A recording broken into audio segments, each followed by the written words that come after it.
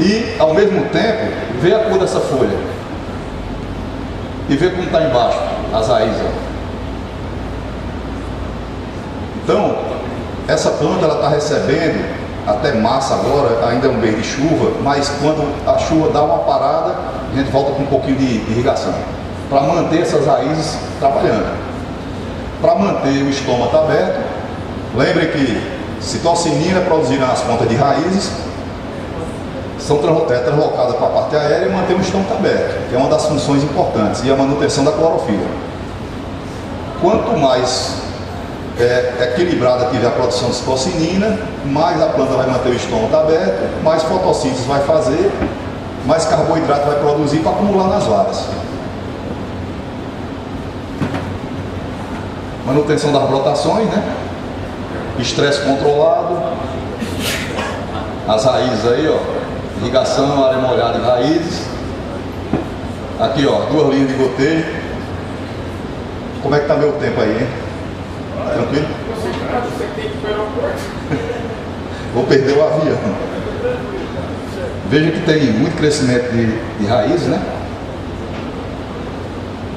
E uma coisa interessante, um aspecto prático da planta com inibição de cisto de giberelina, ó. Veja que parou o primórdio foliar, ó, e travou lá, ó. E esse encurvamento da folha, certo? Inibição de cisto de giberelina e epinastia. O que é epinastia? Esse ângulo formado entre a haste, entre a haste e a folha.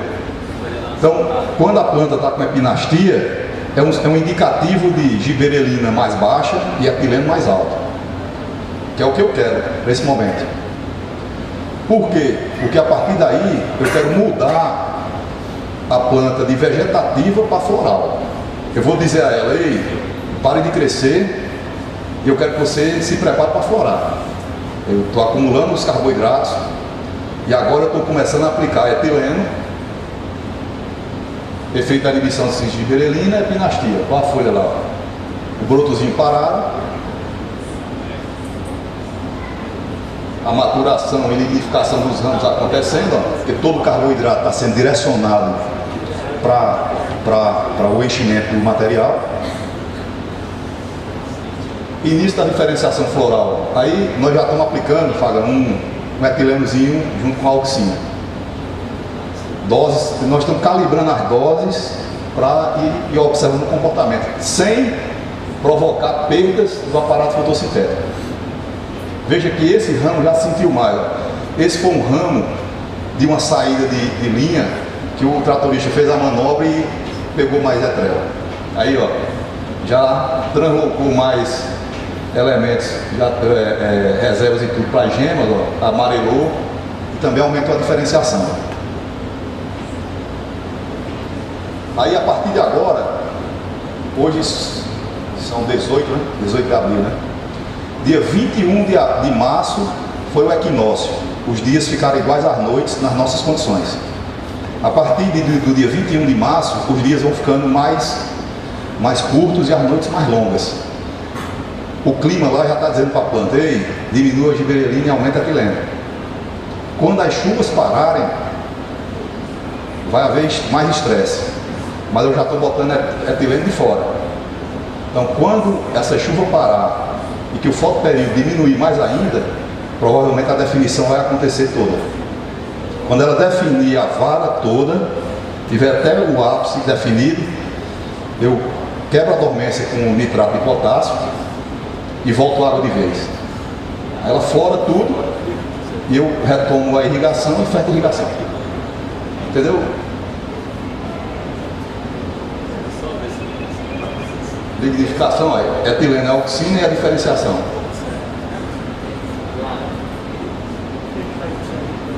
Aí foi a planta que pegou um nível maior, né, de etileno. A epinastia, ó, você veja que a folha chega a estar arriada. E ó, os primórdios aqui, ó, já começando a se desenvolver.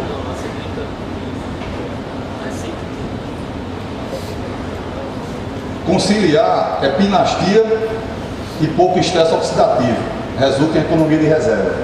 Veja que essa planta, ó, ela está parada, crescimento vegetativo parado, mas você não vê fotoxidação.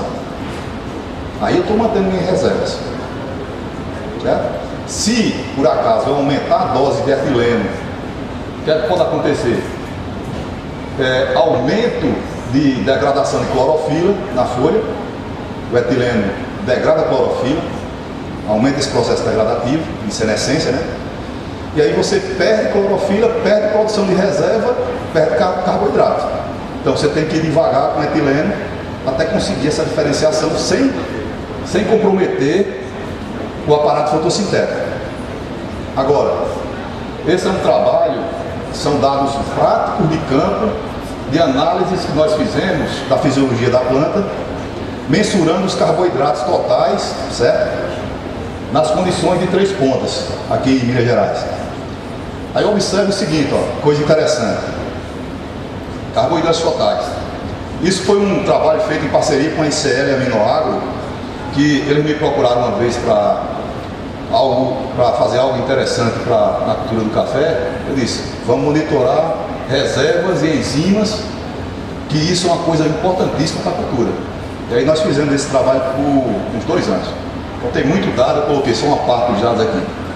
Esse aqui é um ano de baixa produção. Produziu bem antes, esse aqui é um ano de baixa produção. A planta se recuperou, fez uma produção melhor aqui. Veja que bate com a curva dos carboidratos que eu estou falando. Pouco carboidrato, pouca produção. Aumenta carboidrato, aumenta a produção. Carboidratos totais solúveis, isso aqui na nossa condição lá, da variedade do AMG 1190/3, nas condições do semiárido. Veja aqui, ó, há uma uniformidade do nível nas datas, né? Uma certa uniformidade. No desenvolvimento vegetativo houve um certo gasto, ó, provavelmente devido à questão do desenvolvimento vegetativo consumir uma parte dos carboidratos. Mas o que é que eu quero mostrar com isso? Essa uniformidade comparada com isso aqui, ó, sobe e desce. Isso aqui é uma condição sem controle. Aqui é uma condição controlada, quando você está administrando o que a planta está fazendo. Então, o que é importante, pessoal? Vocês têm que ficar no controle da planta e não a planta no seu controle, né? Não é a planta que tem que dizer o que tem que fazer, é você que tem que ditar o caminho. Lógico que tem um certo limite nisso, né? Açúcares redutores, ó. Também eu coloquei esse gráfico já para mostrar uma coisa interessante. Açúcares redutores e ataque de cochonilhas. Plantas sem ataque. Um dos lotes que nós monitoramos aqui tinha um forte ataque de cochonilha. E esse ataque de cochonilha está diretamente relacionado com açúcares redutores, com açúcares solúveis. Veja aqui, ó, o nível 2 e alguma coisa, 2. Então, o açúcar redutor é o açúcar que vai ser consumido diretamente pela planta. Se ele sobrar, tiver em nível alto, a cochonilha vai lá, prova a folha, opa, tá docinho aqui, começa a atacar, se reproduzir, e aí... Então, controlar o metabolismo dos carboidratos é importantíssimo, tanto para a questão de reserva, para fazer fruto, como também para controle de pragas e doenças. Amido no ramo, ó, 3 pontas, veja que ano de baixa produção, aqui, e aqui já foi de uma produção melhor. Então, recompôs mais reserva, mais produção. Veja que também é muito sobe e desce, porque os estresses. Esses anos aí, salvo engano, eu lembro, foram anos com muita irregularidade de chuvas. Então a planta estressava, voltava a produzir bem, estressava, voltava. Então nesse vai e vem, a planta perde muita reserva. Tem um slide da atividade enzimática que vai mostrar muito isso. O nível de estresse que essas plantas estão submetidas. Amido, né, na nossa condição, também tem uma certa uniformidade. Nós estamos monitorando. Eu ainda acho, viu, Fagano? esse nível de amido, para a nossa condição lá, é um nível que eu acho ainda baixo. Então, isso quer dizer que eu ainda tenho que controlar mais o crescimento vegetativo da planta. Eu não gostei ainda desse nível de amido. Eu acho que eu ainda preciso manejar muito melhor isso aí. Amido nos ramos da variedade IAC 376, né? Proteína total nos ramos. Esse é um indicativo também de que nível a síntese proteica está. Olha como a síntese proteica estava baixa nesse período aqui. Ó. Choveu a síntese proteica. Ó. Depois estresse de novo a síntese proteica. Ó. Então, os estresses, eles têm um papel muito determinante na fisiologia da planta. Então, a nossa ideia é entender como a planta do café está respondendo a esses estímulos ambientais e tentar encontrar formas de manejar isso de maneira eficiente para melhorar a resposta da planta. Carboidrato total solúvel em raiz, ó, 3 pontas. Mesmo comportamento bem de sobe e desce em função dos anos de baixa produção, ano de alta produção. Entendeu? É bem característico. Amido na raiz em 3 pontas.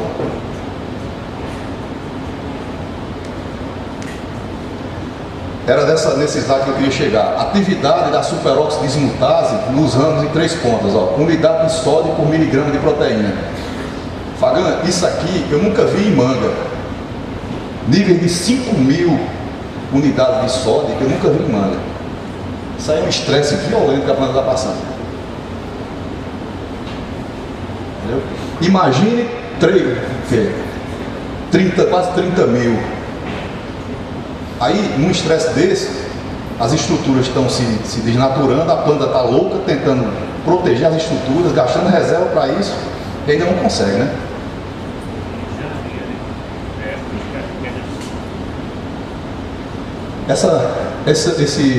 Esse slide é interessante. Ó. Compare com aquele gráfico que eu coloquei lá atrás de açúcar solúvel, carboidrato total solúvel no ramo e em Araguari.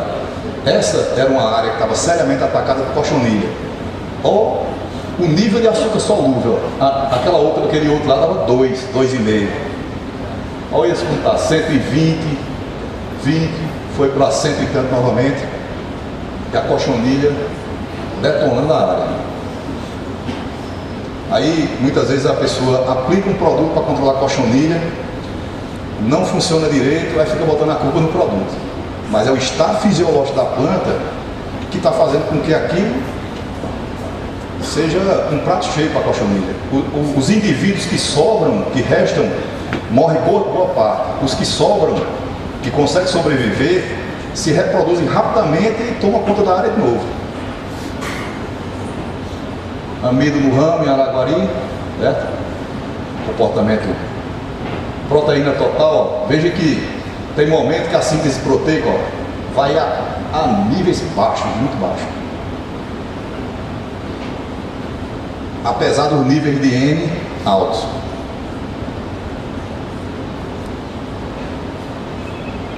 Superóxido dismutase, Araguari, ó, 13.000, 9.000, vê o estresse que essa planta está passando. Então, o que é que isso indica? Uma planta que está submetida a um estresse desse, ela não acumula amido direito. Boa parte do amido, ela quebra, transforma em açúcar solúvel para reduzir o potencial hídrico das estruturas, para manter água na estrutura. Aí aquele carboidrato solúvel fica ali sendo consumido pelo estresse e às vezes por pragas. E o carboidrato de reserva, que é o amido, fica baixo. Quando a planta flora, ela sente falta do carboidrato. Quando chega em janeiro, aborta uma parte da fruta. Porque não tem carboidrato suficiente. Bom, pessoal, esse é o bulbo amarelo lá da fazenda. Muito obrigado pela atenção de todos vocês. Espero ter contribuído com algo positivo para todos vocês.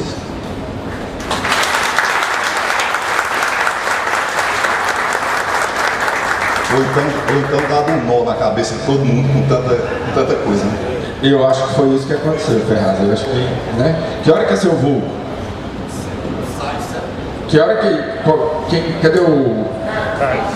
Já tá pronto? Já ele tem que ir? Não dá tempo de nenhuma pergunta pra ele? Não, mas aí não dá.